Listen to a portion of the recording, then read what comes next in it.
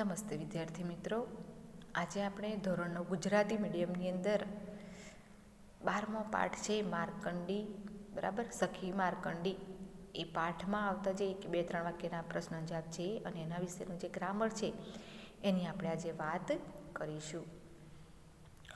તો ટૂંકમાં ઉત્તર છે એમાંનો પહેલો પ્રશ્ન છે, એના વિશે આપણે વાત કરીએ, બરાબર, કે માર્કંડી ઋષિના, બરાબર, જે હતી એના વિશે સરસ મજાની એક વાર્તાવાળો સરસ મજાનો પાઠ છે. અને એ નદીની જે વાર્તા છે અને લેખકને માર્કંડી નદી પ્રત્યે ખૂબ જ પ્રેમ છે એ આગળ પાઠમાં સરસ રીતે લેખકે રજૂ કરે છે.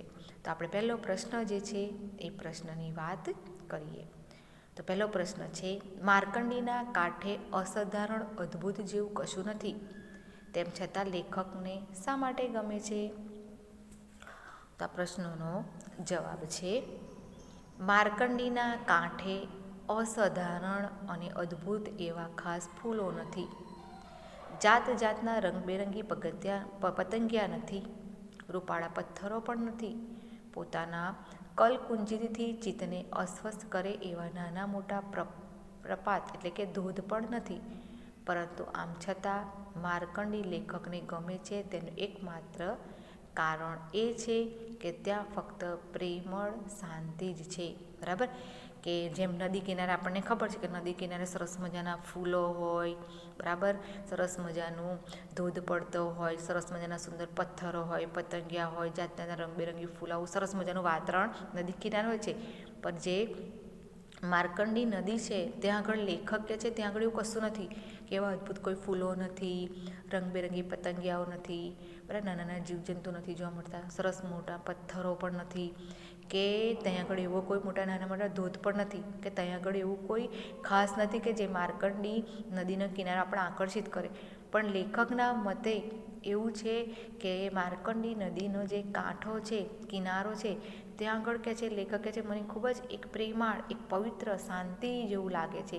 એટલા માટે માર્કંડી નદી લેખક માટે અદ્ભુત છે. બીજો પ્રશ્ન આપણે જોઈએ કે માર્કંડીએ જેમ જેમ ઉંમરમાં ખીલતો જાય તેમ તેમ મા બાપના વદન મ્લાન થતા જાય છે, કારણ આપો.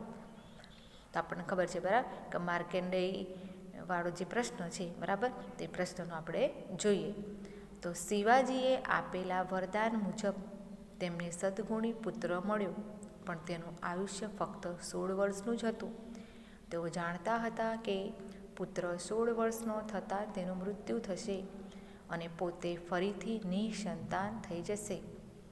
આથી માર્કંડેયની ઉંમર જેમ જેમ વધતી જતી હતી તેમ તેમ તેના માતા પિતાના વદન મ્લાન થતા હતા, બરાબર. કે આપણે પાઠમાં જોયું હતી, બરાબર, કે માર્કંડેય જે છે, બરાબર, ઋષિ જે છે, તો એ ઋષિ કે છે કે એમને વરદાન મળ્યું હતું શિવજી પાસેથી, કે એમને કે છે કે તમને 2 પુત્ર આપું, એક કે છે લાંબુ આયુષ્ય જીવતો કે છે પણ મૂર્ખ દીકરો, અને બીજો કે છે કે સદગુણી પુત્ર આપો પણ એ કેટલા વર્ષનો થશે? ફક્ત 16 વર્ષનું આયુષ્ય થશે, બરાબર, એટલો જ હશે. તો મુકુંડે ઋષિએ શું કીધેલું કે એમણે કે છે એમની પત્નીએ કે છે શિવજી ભગવાન પાસે બીજા નંબરનું જે વરદાન હતું કે એમને કે છે સદગુણી પુત્ર આપો. ફક્ત 16 વર્ષનો જ ઉંમર હતી, ઓછું આયુષ્ય હતું, પણ અમને કે છે 16 વર્ષનો કે સદગુણી પુત્ર આપશો તે મા બાપનું નામ રોશન કરી શકે. એટલે આપણે ઋષિ અને એમની પત્નીએ 16 વર્ષનો આયુષ્યવાળો સદગુણ પુત્ર માંગ્યો, બરાબર. પણ પુત્ર તો ધીરે ધીરે મોટો થાય છે, એટલે જેમ જેમ એનું 16 વર્ષની ઉંમર વધી અને મા બાપને ખબર પડે, કારણ કે વરદાનથી મળ્યો હતો, બરાબર, ભગવાન શિવની. એટલે જ્યારે 16 વર્ષનો થાય એટલે માતા પિતાના મુખ જે છે એના પર એક દુઃખ છવાઈ ગયું, કારણ કે એમને ખબર પડે કે હવે 16 વર્ષની ઉંમરે અમારો દીકરો હવે મૃત્યુ પામશે, અમે ફરી પાછા કે છે સંતાન વગર ના થઈ જશું. એટલે આ ચિંતાના કારણે જેમ જેમ માર્કંડેય જેમ જેમ મોટો થતો હતો, બરાબર, દીકરો ઋષિનો, એટલે માતા પિતાને ઉંમર દીકરાની વધતા બંનેના મુખ જે છે એની પર એક મ્લાન થતા હતા અથવા તો દુઃખી થતા હતા. હવે આ પાઠમાં આવતું જે ગ્રામર છે, બરાબર, તેમાં સમાનાર્થી શબ્દો છે એ આપણે જોઈએ. તો પહેલું છે પ્રપાત, તેનો સમાનાર્થી શબ્દ થશે ધોધ. બહેનનો સમાનાર્થી અર્થ થશે ભગિની. પાનનો સમાનાર્થી શબ્દ થશે પર્ણ, પાંદડું, પત્ર. સહવાસ શબ્દનો સમાનાર્થી અર્થ થશે સાથ, સંગાથ. ફૂલ શબ્દનો સમાનાર્થી અર્થ થશે કુસુમ, પુષ્પ. પથ્થર શબ્દનો સમાનાર્થી અર્થ થશે પાષાણ. ચિત્ત શબ્દનો સમાનાર્થી અર્થ થશે મન, માનસ. ડુંગરનો સમાનાર્થી શબ્દ થશે પર્વત, પહાડ, અદ્રી. સવાલ શબ્દનો સમાનાર્થી અર્થ થશે પ્રશ્ન. લાવણ્ય શબ્દનો સમાનાર્થી અર્થ થશે સુંદરતા.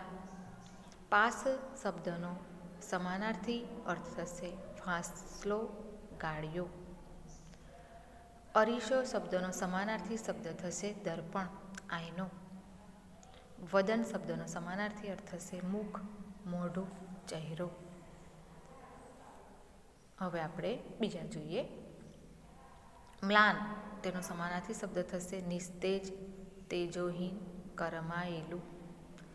નદી શબ્દનો સમાનાર્થી અર્થ થશે સરિતા, આપગા, પ્રવાહિની.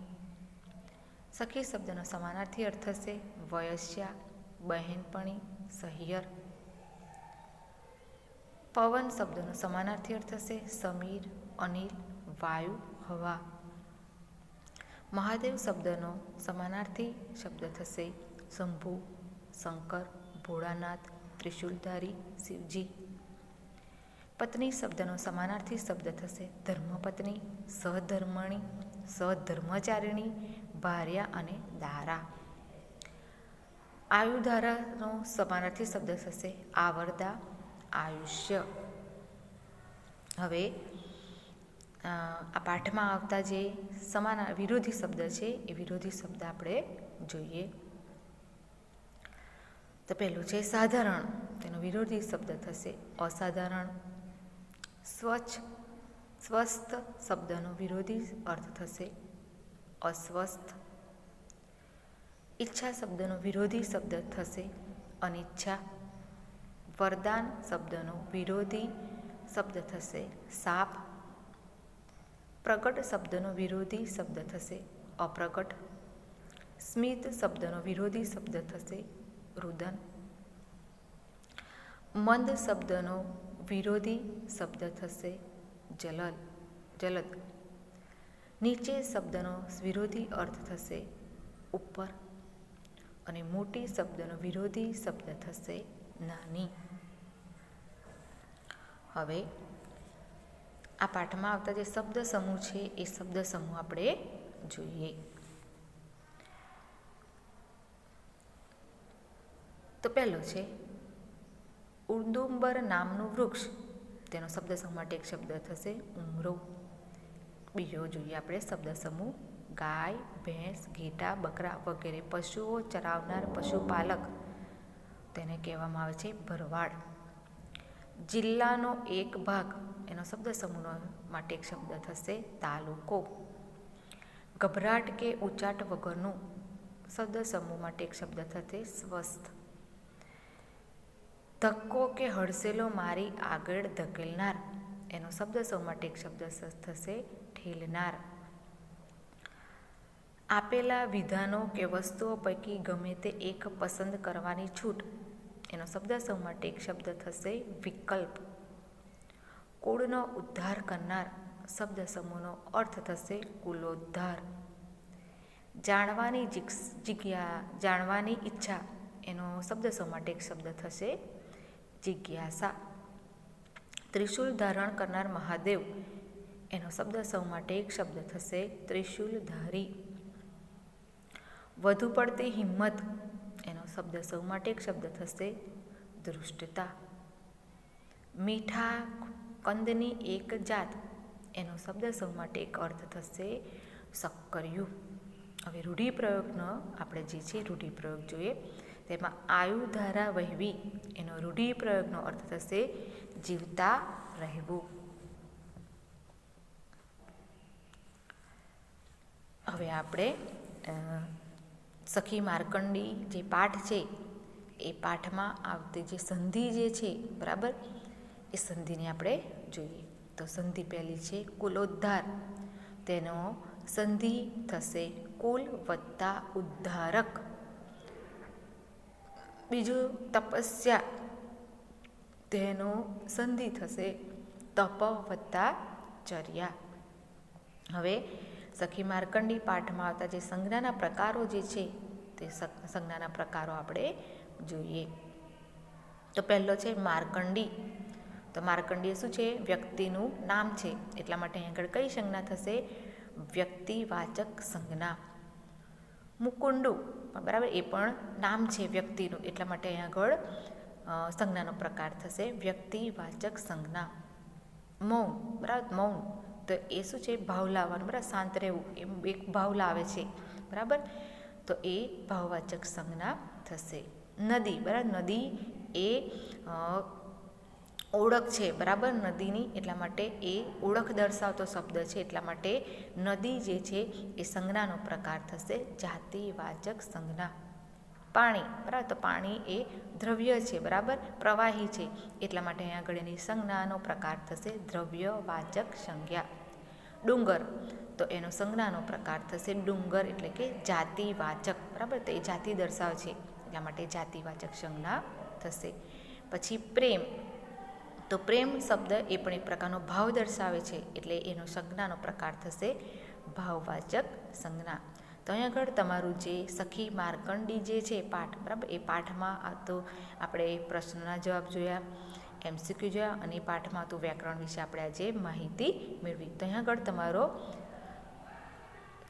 ચેપ્ટર જે છે, બરાબર, સખી માર્કંડી, એ ચેપ્ટર પૂર્ણ થાય છે. Thank you.